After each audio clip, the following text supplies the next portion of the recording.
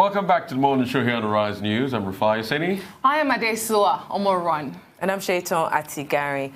Now, in spite of the federal government's economic drive to boost the Nigerian economy, the bond between inflation and the fragile economy of Nigeria seems not to be winding down anytime soon. Indeed, between the month of September and October this year, inflation has leaped from 11.2% to 11.6%. In October, the highest reading since May, the second quarter of 2018. Amid the continuous closure of the border, setting up of economic advisory team who reports to the presidency, Nigerians are looking forward to a reduction in inflation for a smooth economic growth. So joining us now is Andrew Nevin, a member of Nigerian Economic Summit Group, a board committee on research and an advisory partner and chief economist at PwC Nigeria. Andrew, I want to take you on this, and welcome to the show. The CBN governor granted an interview yesterday, and he said, these are his words, not mine. He said, I know the inflation might be due to the border closure, but in no time, in about a month or two, it'll come back and normalize. Can you say that for an inflation that was 11.22% that peaked to 11.61%? Well, let me start out by saying I think the inflation number, I mean, the National Bureau of Statistics and Dr. Calley do a great job, but the headline inflation number, in our view, is not that useful. So it comes out at four significant different digits, 11.21, 11.69, hard to make of that. What matters in Nigeria is I think 80% of the population, or perhaps more, spend more than 50% of their income on food. So the question is, what is the food price? And of course, there's not a national food price. It's a food price if you're in Borno, if you're in Kano, rice in Kano, if you're in Sokoto, if you're in Cross River. You care about that. So I actually think the National Bureau of Statistics does a monthly survey of core staple food prices across the country. And I think they should actually be sending that more out, because that is really a reflection. But that went up. They did that, in Andrew. October. In October, it went up. It went to about 30 to 40% increase in staple. Right. So then here's the question. So you asked me to come on the show. We talk about the headline inflation number. What we should be talking about more is that report and the impact on the people. But if you really step back on inflation, everyone has a different basket of goods. As we said, 80% of the people spend more than 50% on food, I believe. And of course, it depends where they are geographically. For us in Lagos, it depends on rent. It depends, for those who have a mortgage, it depends on interest rates or running a business. So everyone, in a sense, has a different rate of inflation. So I think, I mean, obviously the CBN governor is hopeful we'll have higher production of rice in a month or two. We can have a conversation about that. But at a more general level, I think we should be presenting statistics that are more linked to Nigerians' welfare than this headline inflation number. Indeed, because some people, have said, could this only be a factor of the closed border? I mean, this is the harvest season. We should be seeing a decline in prices. However, the food prices are the ones driving this up. Could it be as a result of seasonal impact? Could it also be as a result of transportation? Like some people have said, the roads are pretty bad in getting this product out. But there are those who just think that this is solely the border closure. Right, but go back to again, this headline inflation number. So it's, 11.69, I think.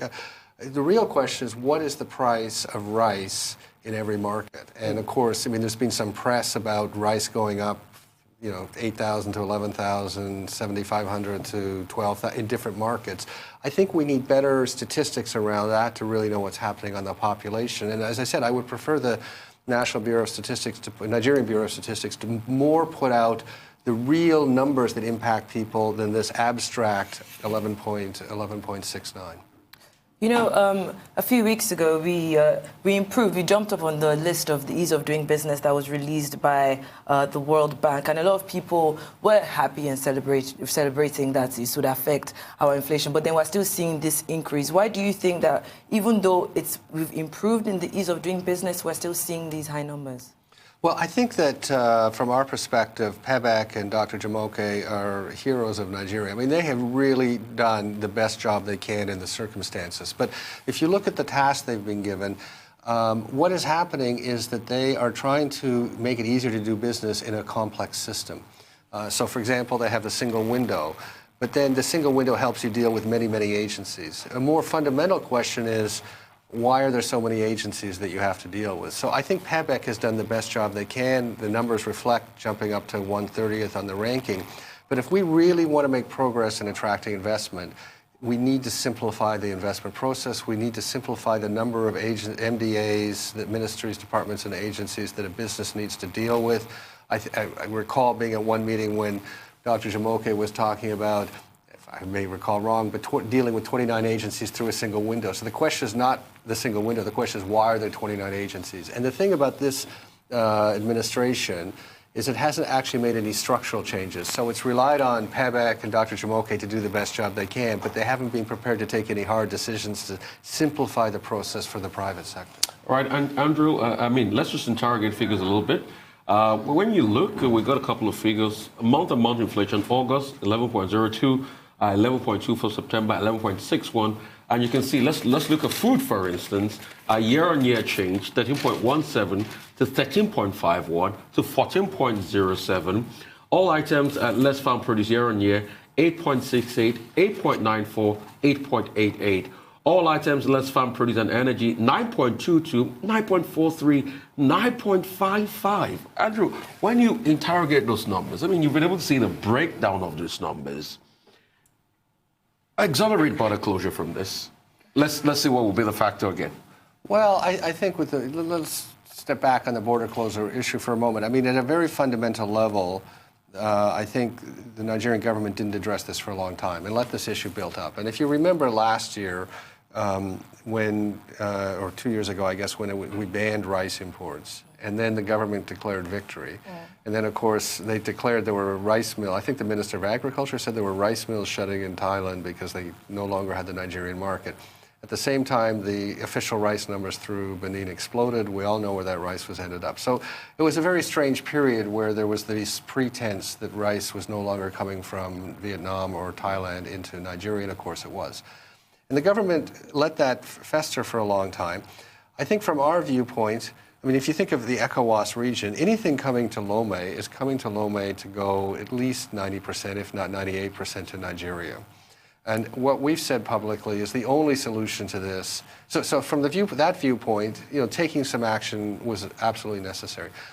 The only solution we see is some cooperation between Benin and Nigeria at the Cotonou, not Lome, but Cotonou port, at the entry point. I mean, to sort of have regulation, repackaging, state of origin, we're going to have to determine it there. And there needs to be ECOWAS, at least joint Benin, Nigerian officers there deciding what happens at the place. So now we come in, we take this action. I think we all understand why it was taken. But it's very difficult to see rice production ramping up in 2 or 3 months. And exactly even in 1 or 2 years, Andrew. Well, I didn't want to say that, but you said it. 1 or 2 years, Andrew. There was a meeting between the foreign ministers, between the 3 countries, Nigeria, Niger, and Cameroon. Hopefully, these measures put in place will begin to yield fruits. But looking forward, because this double digits territory seems very sticky for Nigeria, how long do you think that would see these inflation numbers increasing? Well, if you look at the numbers we had on screen, what was worrying about that was the food inflation is higher than the non-food inflation. So it disproportionately affects the bottom of the pyramid, and that's what we should be focusing on. So how do we bring down, I mean, the costs of agriculture? Why are we not competitive in Nigeria with Vietnam?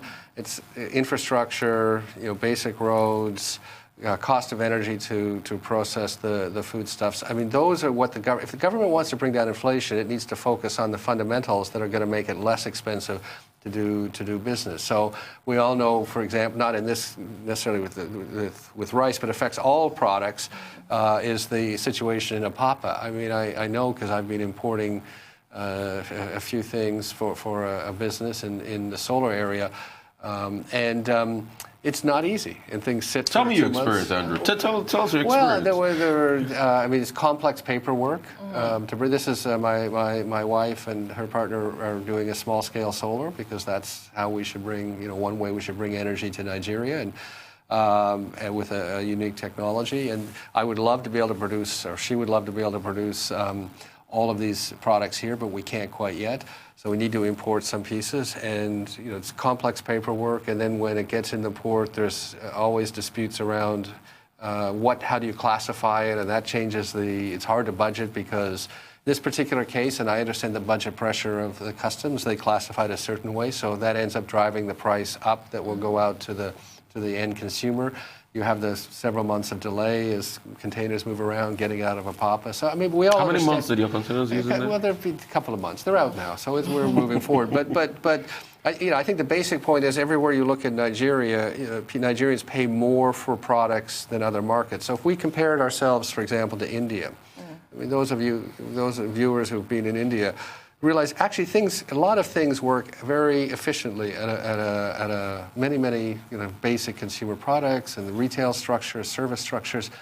And so then if people are familiar with this concept of purchasing power parity. Parity, PPP. So we say the Indian economy is so big, but actually prices are so low, perhaps a third to a quarter of London or New York, that the purchasing power of the people is quite a bit higher. And that's where we need to get to, where the costs of production come down. It's just similar and that. And obviously, I think a starting point is just the road network. And we've all seen the reaction to the Honourable Minister Fashola's comments on the roads, the public reaction. I think the federal government needs to take account of that.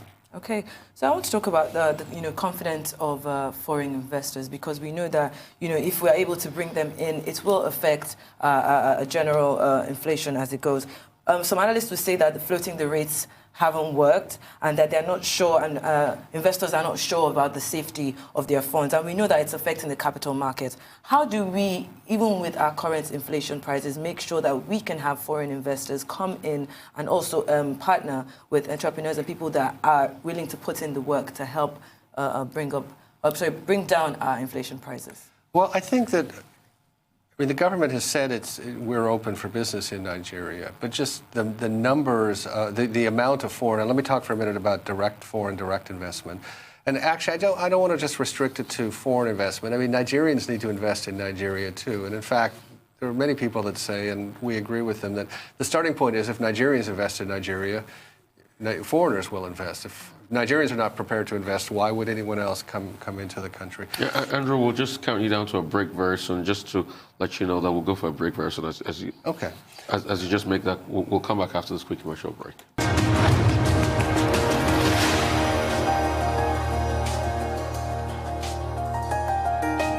Welcome back to the Morning Show here on the Rise News. We still have with us Dr. Andrew Nevin, a member of the Nigerian Economic Summit Group Board Committee on Research and an advisory partner and chief economist at PwC Nigeria. Thank you for staying with us. We want to land on your thought because Shaitan asked you that question about investors' confidence in Nigeria and helping the general economy.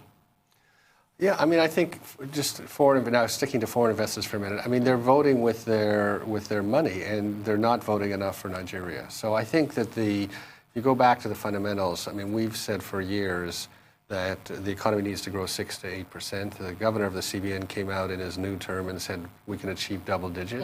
We believe double digits is achievable. China did it for 25 years in a row, I believe. We all know the potential. So then the question is, what has to happen to achieve it? So there are a lot of things that have to happen, but at a minimum, we need investment. Just mathematically, if you don't invest, you don't get growth. It's just, you can invest and not get growth. You can't not invest and get growth. So we've bumped along for a number of years at around 2% growth since we came out of the technical recession. But of course, 2% growth means that we get poorer and poorer. And instead of reducing the number of people in absolute poverty, the number would be going up over the past 3 years. And it's difficult to blame oil price. Oil's being quite positive for us in that period, $60 to $70, it's still in that range.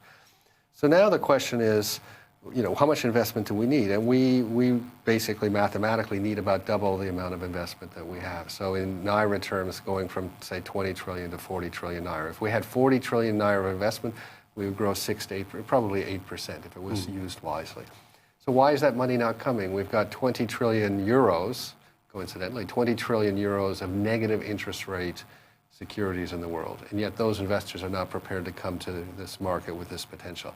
And I think the federal government and all Nigerians need to ask themselves, why will people not come to Nigeria? Because it doesn't matter what we do with trader money. It doesn't matter what we do with N-Power. It doesn't matter what we do with any of these programs.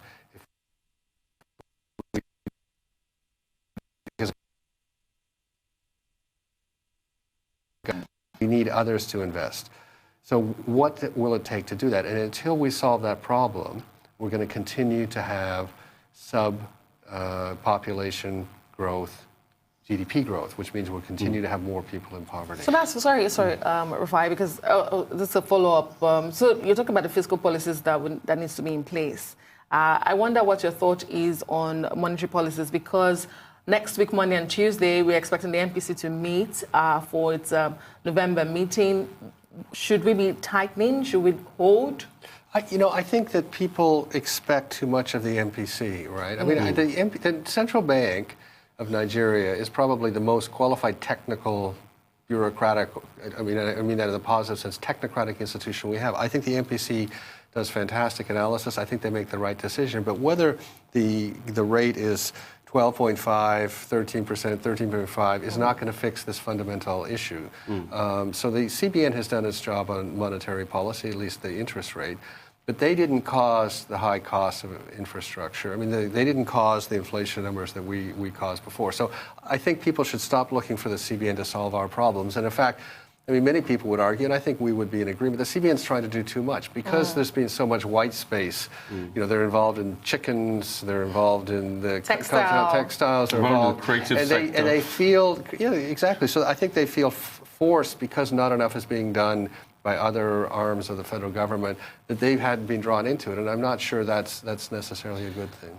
Andrew, so there's always been a pattern to Nigeria's growth, and I want to interrogate this pattern. So in 1965, the GDP of this country was about 5.6 billion, leading up to the 70s. And in the 70s, we added about another 40 billion to this economy. So at 79, Nigeria was about 46 billion US dollars. That bumped up to about 63 billion US dollars in 81, 82. 83, it collapsed again. And we didn't grow until 2001, 2002, 2003, those years. I mean, the first return to democracy. And we plateaued at about 567 billion GDP in 2014. And afterwards, we started to plummet to 381 billion. Andrew, when is Nigeria going to have a policy that's going to sustain growth? Or when are we going to have something like the replicas of the 70s, where we added 40 billion to the economy? So from about 6.6 billion GDP to about 79, that we got 46 billion in GDP. When are we going to grow that way again? Well, let me start out by saying that, I mean, I think Dr. Kali and the Nigerian Bureau of Statistics actually needs to do more on the informal economy. 65% of the economy in Nigeria is informal. Now, from a statistical viewpoint, there's a question of how much of that informal activity enters the GDP. Some of it does, not all. I haven't seen them prepared to discuss that issue. There may be lack of resources, there may be other reasons, but we actually don't understand the size of the economy. And of course, we've come out as PwC, put this issue of the diaspora remittances on the table, and then there was some controversy with the CBN, and some people remember, but there's no question that there's tens of, we think that the World Bank number is right, 25 billion of official remittances. It's actually what's holding up the economy, but I don't think we actually know what the real GDP is on that. But in terms of now growing it, I mean, there's a few factors. First, to grow it, I mean, the difference between the formal and informal sector is it's hard for the informal sector to create big companies, big employment, because by their nature, if they become big, they're going to enter the formal.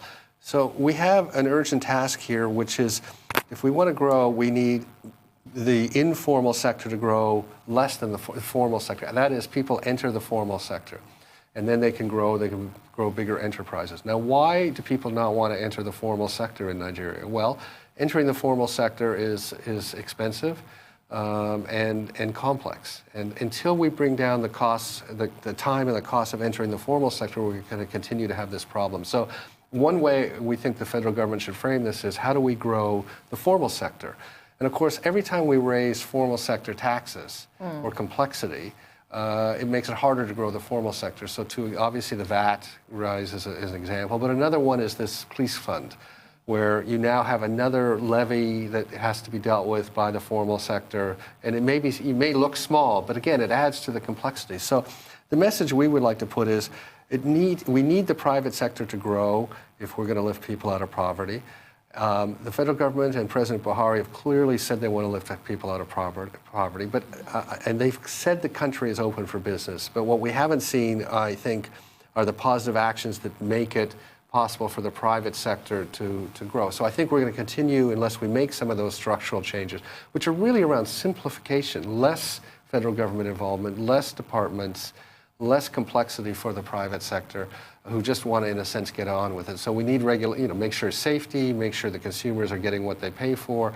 But beyond that, there needs to just be less time and less money spent on dealing with it, and then the formal sector will take off. So I think that's what it's going to require. So if we had one word for the federal government, simplification. Are you looking at population controls? Is it time we have that conversation, because we have a population growth rate that is really bigger than the growth rate of the economy? Well, I don't think we're at the point. I mean, I lived in China for 10 years, as you know. I mean, I've seen the impact of the one-child policy. Interestingly enough, in China, it was wildly popular. I was there the first time in 1983. I don't think we're at that point. I think on population, maybe we could just start by trying to get an accurate number. And the truth is, I mean, the National Population Commission is National Bureau of Statistics. Nigerian Bureau of Statistics is not allowed to comment on population. Only the National Population Council, as far as I understand. They haven't been commenting. If you go to their website, all they comment on is maternal health, which is very important, but not on population. Now, the interesting thing is there's now technology we can use between satellite, microcensus, and I think there are people working on this, and I think they have a view on it, but it's not being widely disseminated. Because we are overly due for the next census. Because it's also a political and very contentious issue, which we should also look at, barring the fact that it's political, but we should look at it as a waste of planning. Let's talk about wastages. Shayna, you want to come in here? Okay, Shayna, you want to come yes, in here? I mean, I want to talk about like our interest rates, because here, according to the Central Bank of Nigeria, they're saying that cutting interest rates in the near term has been obviously squashed by the rise of inflation. And we know that analysts have also said that it's because the government isn't generating enough tax revenue. And as you've mentioned, you said simplicity, it's become cumbersome for even everyday citizens to be able to pay their tax, and as opposed to the government even expanding their tax brackets. I would like to know your opinion, because if you do look at it, we have one of the lowest percentages of tax in Africa, but we're still not doing enough. How do we balance both? So I think if we look at the Nigerian economy, I mean, it's unique, and it's taken me I've been here more than a decade, and it takes a long time to understand this. I mean, effectively, there's a social contract that says the government won't tax you, but they won't deliver services. So if we look at the entire expenditure of all three levels of government in the country, last year, 2018, it was about 14 trillion naira. So a little less than about 10% of the economy. 2 trillion of that was interest payments. It's 12 trillion naira. If we believe there's 200 million Nigerians, that's 60,000 naira per Nigerian. So that's 60. So in dollar terms, $160. So that's to pay for primary health care, 3 levels of education, infrastructure, security, power, and it's not nearly enough. So, of course, the result of that is that the public sector has not delivered those services to people, and people have delivered them to themselves, their own power, their own security. Road, water. Yeah. And in Lagos, 85% of children who go to school go to private school, yeah. Right? So at every level, bottom of the pyramid included, people have private services. So now the government comes along and said, well, we haven't delivered you any services. That's been the compact, the social contract. Now we're going to start to try to tax you. And obviously, and of course, IMF comes out and says that other players, they look at these headline numbers, South Africa, 20% tax to GDP, Ghana, 15%. What's wrong with Nigeria, 6%? Raise your taxes. I guess we would say it's difficult.